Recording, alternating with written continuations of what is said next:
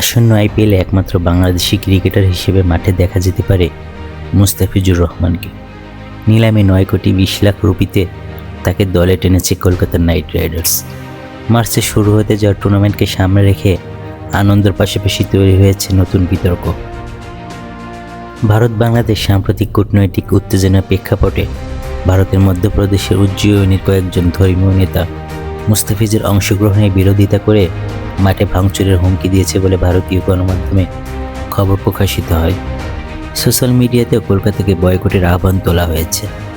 উজ্জয়িনীর বীরমুক্তেশ্বর মহাদেব মন্দিরের প্রধান উপাসক মহাবীরনাথ ভারতীয় সংবাদ মাধ্যমকে জানিয়েছেন, বাংলাদেশি ক্রিকেটার নিয়ে ম্যাচ আয়োজন করা হলে কঠিন পরিস্থিতির মুখে পড়তে হবে ফ্র্যাঞ্চাইজি ও আয়োজকদের। তাদের দাবি, মাঠে নেমে বাধা দেওয়ার প্রস্তুতি রয়েছে কিছু গোষ্ঠীর। তবে এইসব হুমকিতে মাঠে ক্রিকেটে প্রভাব ফেলতে দেবে না বলে স্পষ্ট বার্তা দিয়েছে ভারতীয় ক্রিকেট বোর্ড বিসিসিআই। বোর্ডের এক কর্মকর্তা ইনসাইড স্পোর্টকে বলেন, বিষয়টি সংবেদনশীল, আমরাও তা বুঝি। সরকার ও সংশ্লিষ্ট দপ্তরের সঙ্গে নিয়মিত যোগাযোগ রাখা হচ্ছে, কিন্তু বাংলাদেশি ক্রিকেটারদের অংশগ্রহণ ঠেকাতে কোনো নির্দেশ আসেনি।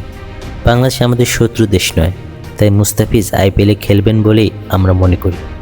সব মিলিয়ে বিতর্ক থাকলেও বিসিসিআইয়ের বক্তব্য আপাতত স্বস্তির নিঃশ্বাস কলকাতা নাইট রাইডার্স ও মুস্তাফিজদের ভক্তদের। এখন নজর শুধু মাঠে ক্রিকেটেই। বাশার সবুজ, নেক্সট নিউজ 24।